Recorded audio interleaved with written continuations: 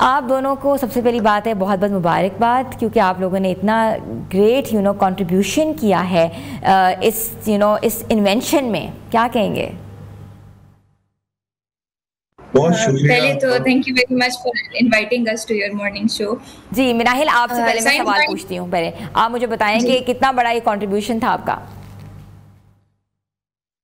So basically हमने UNICEF के साथ इंटर्नशिप की थी, जहाँ हमारा ग्रुप था which was working on science गाड़ी। मोस्टली जो कंट्रीब्यूशन था वो मेरा और इबाद का था इस प्रोजेक्ट में। That's why we are sitting up front and representing this project.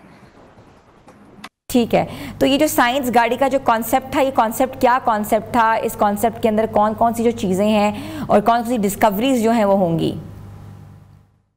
Science गाड़ी में दरअसल इस तरह हमें ये कॉन्सेप्ट आया, ये आइडिया आया कि जब हम यूनिसेफ में इंटर्नशिप करने गए सो ऑलरेडी उनके पास फ्लड इफेक्टेड एरियाज के लिए मोबाइल लाइब्रेरीज अवेलेबल थी।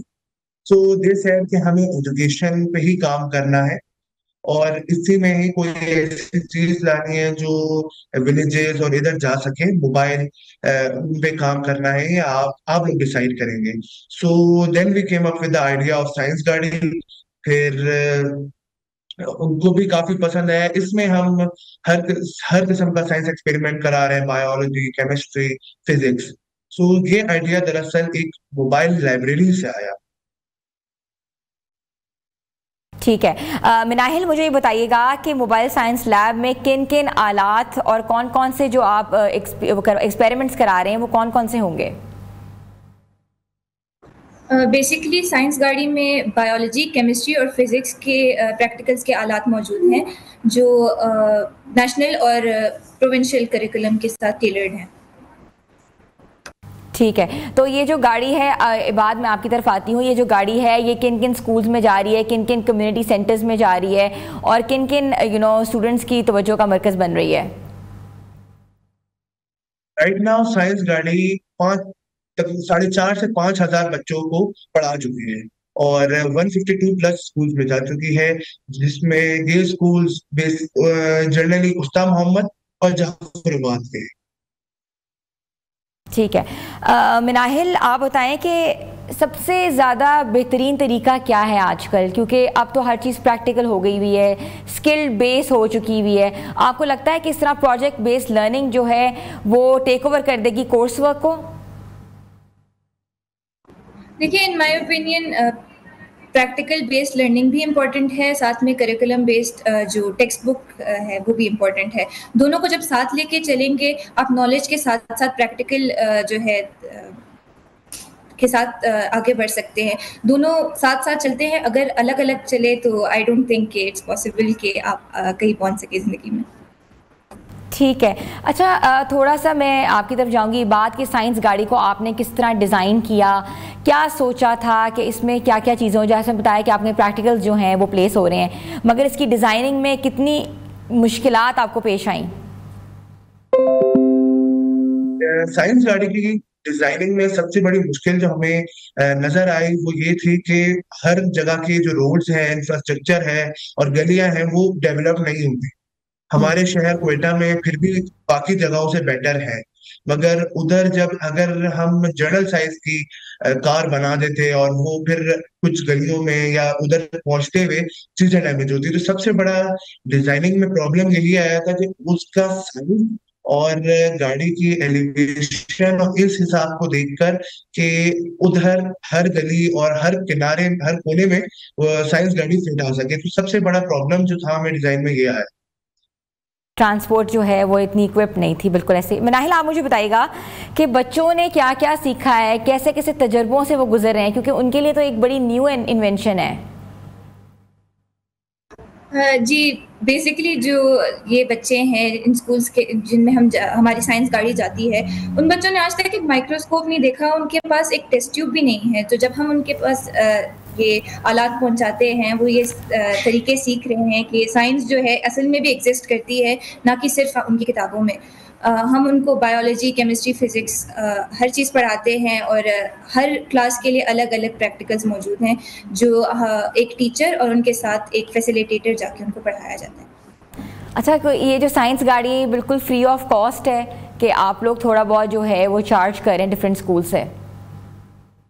हम किसी स्कूल को चार्ज साइंस नहीं कर गाड़ी रहे। साइंस गाड़ी फ्री ऑफ कॉस्ट है और यूनिसेफ फंडेड है। जो हमारे पास जो 2 टीचर्स हैं और सारे आलात हैं, उन सब की फंडिंग जो है यूनिसेफ कर रही है, लेकिन जिन स्कूल्स में साइंस गाड़ी जाती है, उनसे हम कोई फ़ी नहीं चार्ज कर रहे हैं।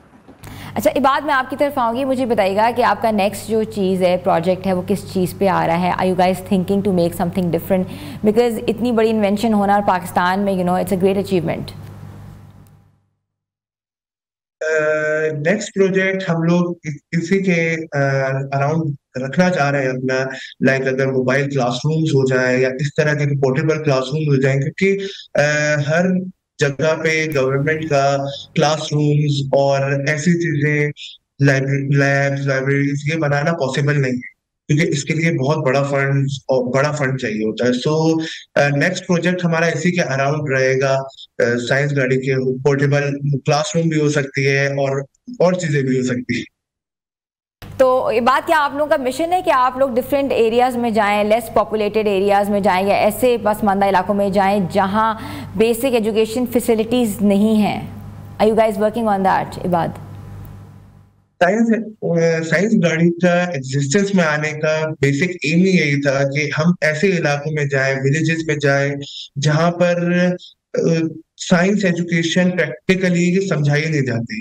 वो बच्चे हर साल वही किताब पढ़ के पेपर देकर आ जाते हैं, मगर उनको पता नहीं है एक्सपेरिमेंट रियल लाइफ में होता कैसे है और किस तरह हर चीज वर्क करती है। सो बेसिक एम हमारा साइंस गाड़ी का यही था। मिनाहिल, मैं आपसे पूछना चाहूँगी कि बलूचिस्तान में कितनी विमेन ओरिएंटेशन है, कितनी बच्चियाँ जो हैं वो इस चीज़ से वाबस्ता हैं, कितनी बच्चियाँ जो हैं वो स्कूल्स में ये साइंस लैब्स के ज़रिए प्रोजेक्ट्स जो हैं करना चाह रही हैं, सीखना चाह रही हैं? देखिए, जैसे पाकिस्तान और ख़ासकर बलूचिस्तान में विमेन एम्पावरमेंट कम है और विमेन इन्वॉल्वमेंट स्टेम में बहुत कम है। लेकिन जब हम ऑल गर्ल्स स्कूल में जाते हैं, वो बहुत इंटरेस्ट के साथ ये काम करती हैं, प्रैक्टिकल्स परफॉर्म करती हैं और सवाल पूछती हैं, and they are coming forward. जो लड़कियां डरती थी आगे आने से, वो आगे आके अपने आइडियाज़ प्रेजेंट कर रही हैं, वो सीख रही हैं और वो कुछ आगे करना चाहती हैं। जो लड़कियां जो सिर्फ प्राइमरी स्कूल एजुकेशन की तरफ जा रही थी, अब वो हाई स्कूल पढ़ना चाहती हैं, कॉलेज जाना चाहती हैं और ज़िंदगी में कुछ करना चाह रही हैं। सो आई थिंक बलूचिस्तान में जो कम विमेन इन्वॉल्वमेंट थी, हमारा प्रोजेक्ट साइंस गाड़ी उसको भी इफ़ेक्ट कर रहा है पॉजिटिवली। ठीक है, तो मतलब कि बहुत बहुत शुक्रिया मिनाहिल एजाज साहिबा आपका, इबादुल्लाह कुरैशी आपका। बीकन हाउस कोयटा के जो स्टूडेंट्स हैं उन्होंने एक ज़बरदस्त किस्म की इन्वेंशन की है। वो इन्वेंशन ये है कि साइंस गाड़ी के ज़रिए वो डिफरेंट स्कूल्स में जाके प्रैक्टिकल्स करवा रहे हैं, बायोलॉजी, केमिस्ट्री, फ़िज़िक्स के, और उन प्रैक्टिकल के ज़रिए ना सिर्फ एजुकेट हो रहे हैं बच्चे, ना कि एजुकेशन के साथ साथ जो है वो इतना बड़ा जो इनिशिएटिव लेकर आगे खड़े हुए हैं कि इसके साथ साथ वो चाहते हैं कि मोबाइल स्कूल्स, मोबाइल टीचर्स जो हैं वो भी मंजर आम पर आए। तो हुकूमत को भी चाहिए थोड़ी बहुत अपनी एफर्ट करके ऐसे इलाके जो डिजर्टेड हैं, लेस पॉपुलेटेड हैं, यहाँ जहाँ पे ऐसी सहूलियात मौजूद नहीं हैं, अपना रोल अदा करे।